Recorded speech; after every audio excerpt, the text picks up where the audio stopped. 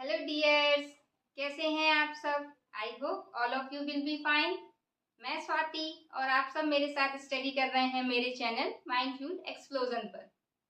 Last class में हमारा physics का टॉपिक चल रहा था फोर्स एंड प्रेशर, जिसमें हमने फोर्स का फॉर्मूला देख लिया था।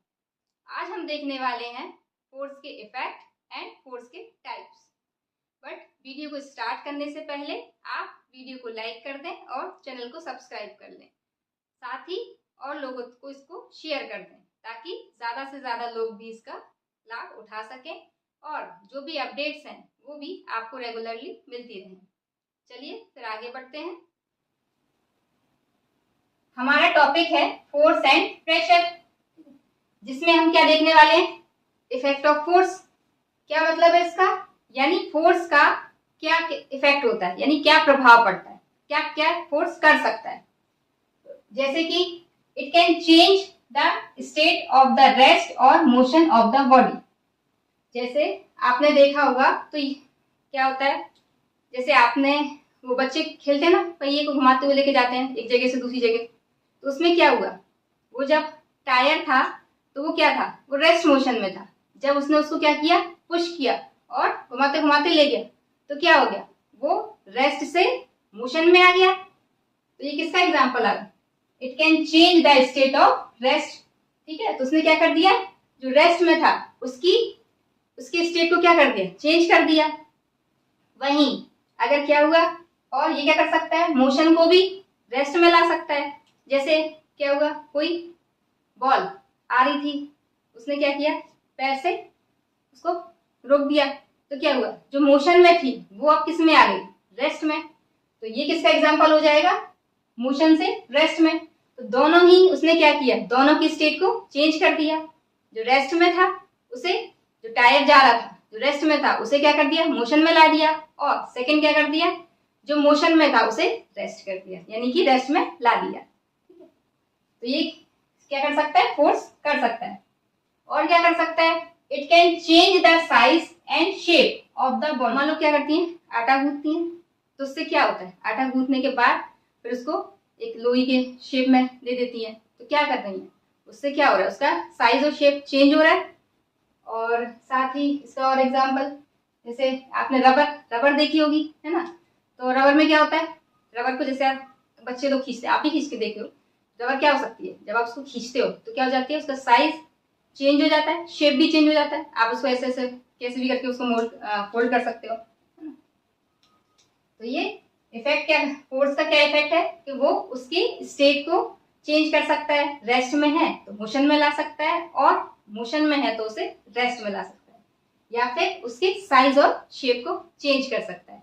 बच्चे क्ले से भी खेलते हैं, क्ले में अपन क्या करते हैं, बच्चे उसको जैसा चाहे वैसा शेप दे देते हैं, तो उससे क्या हो जाता है, शेप और साइज दोनों चेंज हो रहे हैं। आई होप आपको फोर्स के इफेक्ट समझ आ गए।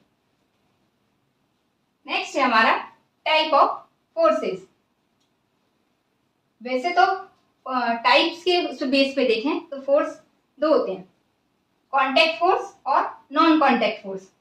ठीक है, कांटेक्ट फोर्स और नॉन कांटेक्ट फोर्स, लेकिन इनको भी फर्दर क्लासिफाई किया गया है।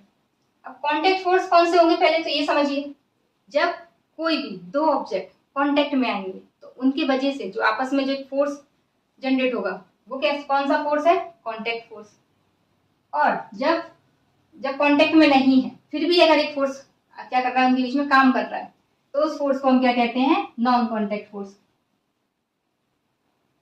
कांटेक्ट फोर्स को फर्दर क्या किया गया है, दो टाइप्स में क्लासिफाई किया गया है, muscular force and frictional force. देखिए मस्कुलर फोर्स में क्या होता है, जो भी मसल्स की वजह से, जैसे एक कोई बॉक्स है, इसको ये सज्जन है, ये क्या कर रहा है, इसको पुश कर रहा है, ठीक है, यहाँ से खिसकाने की कोशिश कर रहा है। तो अब जितना बड़ा ये बॉक्स है, इनकी मसल्स में जितनी पावर होगी उसके अकॉर्डिंग ये बॉक्स खिसकेगा। तो इसमें किसका यूज हो रहा है, मसल्स का। तो मसल्स के वजह से जो फोर्स क्रिएट हो रहा है उसको हम क्या कहेंगे, मस्कुलर फोर्स। फ्रिक्शनल फोर्स में क्या होता है, कोई भी दो ऑब्जेक्ट जब एक दूसरे के कांटेक्ट में आते हैं तो क्या होता है, अब ये देखिए ये मार्कर है, ये क्या कर रहा है, ये आगे जाना चाहता है, ठीक है, तो ये नीचे वाला ये क्या करेगा, इसको आगे जाने से रेजिस्ट करेगा, रोकेगा। जब भी रिलेटिव मोशन होगा तो ये नीचे वाला जो भी होगा ऑब्जेक्ट, वो मतलब दूसरा वाला जो भी ऑब्जेक्ट है वो क्या करेगा, इसको रेजिस्ट करेगा, रोकने की कोशिश करेगा। और अपोजिट डायरेक्शन में ये कहाँ फोर्स लगेगा, जहां ये मूव करेगा उसकी अपोजिट डायरेक्शन में दूसरा वाला जो भी ऑब्जेक्ट है वो इसको क्या करेगा, रेजिस्ट करेगा। तो इसी फोर्स को, जो नीचे वाला जो इस पर फोर्स अप्लाई कर रहा है, इसी फोर्स को हम क्या कहते हैं, फ्रिक्शनल फोर्स। जैसे ये एक ऑब्जेक्ट है, ये आगे जा रहा है इस डायरेक्शन में, तो ये किस पे रखा हुआ है, एक सरफेस पे रखा हुआ है। तो ये जो नीचे वाला सरफेस है, इस पर, इस ऑब्जेक्ट के ऊपर क्या करेगा, एक फोर्स अप्लाई करेगा अपोजिट डायरेक्शन में। इस फोर्स को ही हम क्या कहते हैं, फ्रिक्शनल फोर्स। ठीक है, मस्कुलर फोर्स और फ्रिक्शनल फोर्स दोनों ही किसके पार्ट है, कांटेक्ट फोर्स के। अब आता है हमारा नॉन कांटेक्ट फोर्स। तो नॉन कांटेक्ट फोर्स में क्या होगा, दोनों ही ऑब्जेक्ट क्या होंगे, एक दूसरे के कांटेक्ट में, मतलब टच में नहीं होंगे। ठीक है, थोड़ा सा डिस्टेंस होगी कहीं ना कहीं। तो इसमें 3 टाइप के आते हैं, मैग्नेटिक फोर्स, इलेक्ट्रोस्टैटिक फोर्स और आपका ग्रेविटेशनल फोर्स। मैग्नेटिक फोर्स में क्या होता है, force exerted by a magnet. इसमें क्या होता है, मैग्नेट के द्वारा एक फोर्स क्या होता है, एक्सर्ट किया जाता है। तो जैसे हम सभी ने बचपन में खूब खेला है, मैग्नेट लेके आते थे और फिर उसको देखते थे वो रिपेल कर रही है, दोनों आप एक दूसरे को, या फिर वो कर रहे हैं, अट्रैक्ट कर रहे हैं, देखते थे ना। और फिर नहीं तो एक होती थी तो हम लोग क्या करते थे उसको, कोई भी जैसे नेल होती है, लोहे की कील है, उस पर क्या करते थे, देखते थे चिपका के उसको अट्रैक्ट कर रही है कि नहीं कर पा रही है ना। तो वही, तो मैग्नेटिक फोर्स में क्या होता है कि जहां तक, ज्यादा दूर नहीं होना चाहिए, क्योंकि नहीं तो फिर इनका क्या है, मैग्नेटिक फील्ड वर्क नहीं करती। जहां तक मैग्नेटिक फील्ड जनरेट होगी वहां तक ये मैग्नेटिक फोर्स काम करेगा। तो इसका एग्जांपल आपको समझ में आ गया होगा कि भाई, तो इसमें क्या होता है कि मैग्नेट जो है उसकी वजह से जो फोर्स क्रिएट होता है उसको हम क्या कहते हैं, मैग्नेटिक फोर्स। सेकेंड है हमारा इलेक्ट्रोस्टैटिक फोर्स। इसमें क्या होता है, force exerted by a charge body on another charge body. बचपन में हम लोग बहुत खेलते थे, आपने भी खूब खेला होगा। क्या करते थे, वो लेके आते थे उसकी जैसे बलून होता है, बलून के क्या किया हमने, उसको उस पे हेयर्स पे रब किया और फिर क्या करते थे, वॉल पे चिपकाते थे, है ना, जब बर्थडे वगैरह होता था तो करते थे। और आपने देखा वो ग्लास की रॉड, ग्लास की रॉड को आप क्या करो, सिल्क के उस पे, कपड़े पे आप उसको रब करो तो उसमें क्या हो जाता है, चार्ज पार्टिकल्स क्रिएट हो जाते हैं। तो उन्हीं को हम क्या कहते हैं, ये इलेक्ट्रोस्टैटिक, उसी फोर्स को हम क्या कहते हैं, इलेक्ट्रोस्टैटिक फोर्स। इसका और एग्जांपल, आप क्या करते थे, पेन वगैरह को क्या करते थे, हेयर में रब करते थे ऐसे, और फिर उस पर क्या करते थे, पेपर के जो वो होते हैं पीसेस, उनको क्या करते थे, उस देखते थे तो पेपर के पीसेस उससे क्या हो जाते थे, अट्रैक्ट हो जाते थे, है ना। सभी ने किया है, सबने बहुत खेला है। तो उसी से वो क्यों हो रहा है, क्योंकि उसमें क्या हो रहा है, चार्ज पार्टिकल्स जो है जनरेट हो जाते हैं। वो वाला जो फोर्स होता है ना, उसको हम कहते हैं इलेक्ट्रोस्टैटिक फोर्स। थर्ड है हमारा ग्रेविटेशनल फोर्स। ये ग्रेविटेशनल फोर्स जो होता है वो अट्रैक्टिव फोर्स होता है, और ये क्या करता है, एक्साइटिंग बिटवीन 2 ऑब्जेक्ट्स। कोई भी 2 ऑब्जेक्ट्स के बीच में ग्रेविटेशनल फोर्स लगता है। जैसे कि ये देखिए, जैसे आप इसको मार्कर को नीचे करोगे तो ये नीचे जाएगा आपका, है ना। तो ये जो नीचे जा रहा है, ये क्यों जा रहा है, क्योंकि जो अर्थ है हम पे जो फोर्स लगा रही है वो कौन सा फोर्स है, ग्रेविटेशनल फोर्स। ऑटोमेटिक हम ऊपर भी फेंकेंगे तब भी ये कहाँ जाएगा, नीचे ही जाएगा। ठीक है, तो ये जो अर्थ हम पे लगा रही है उस फोर्स को ग्रेविटेशनल फोर्स कहते हैं। ये दोनों फोर्स, मैग्नेटिक फोर्स और इलेक्ट्रोस्टैटिक फोर्स, ये दोनों क्या होते हैं, अट्रैक्टिव भी होते हैं, मतलब अट्रैक्ट भी करते हैं और रिपेल भी करते हैं। लेकिन जो ग्रेविटेशनल फोर्स है वो सिर्फ क्या करता है, अट्रैक्ट करता है। ठीक है, तो ये कैसा फोर्स है, ये क्या करता है, सिर्फ अट्रैक्ट करता है, जबकि ये अट्रैक्ट और रिपेल दोनों करते हैं। रिपेल, ठीक है। फिर आता है आपका balanced and unbalanced force. Effect of force आपको समझ में आ गया, टाइप ऑफ फोर्सेस अच्छे से समझ लिया हमने। फिर हम देखते हैं balanced versus unbalanced force.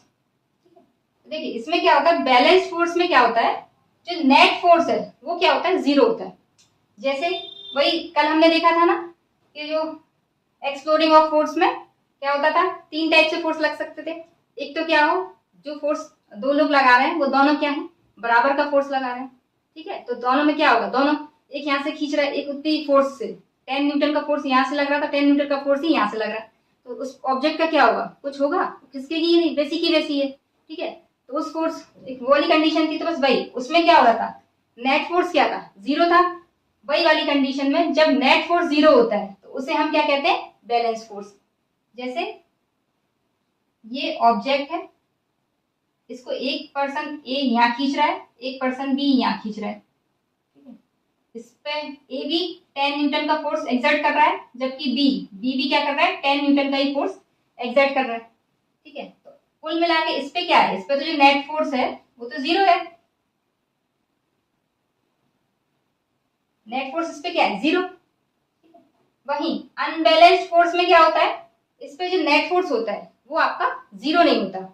For example जैसे इस पे अलग अलग फोर्स लगे, एक ज्यादा फोर्स लगा रहा है, एक कम फोर्स लगा रहा है, ठीक है।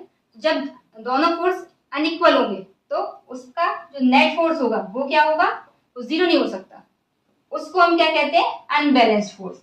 जैसे एक ए है पर्सन, एक बी है पर्सन, ये ऑब्जेक्ट है, ये इसको इस तरफ खींच रहा है 15 न्यूटन से, जबकि जो बी है वो इसको खींच पा रहा है 10 न्यूटन फोर्स से। तो इस ऐसी कंडीशन में क्या होगा, जो ऑब्जेक्ट है वो ए की तरफ खिसक जाएगा, क्यों, क्योंकि ए के द्वारा जो फोर्स इस पे क्रिएट किया जा रहा है वो ज्यादा है, तो यहाँ को खिसक जाएगा। तो ये कैसा होगा, ये 0 तो नहीं होगा, तो इस फोर्स को हम क्या कहेंगे, अनबैलेंस्ड फोर्स।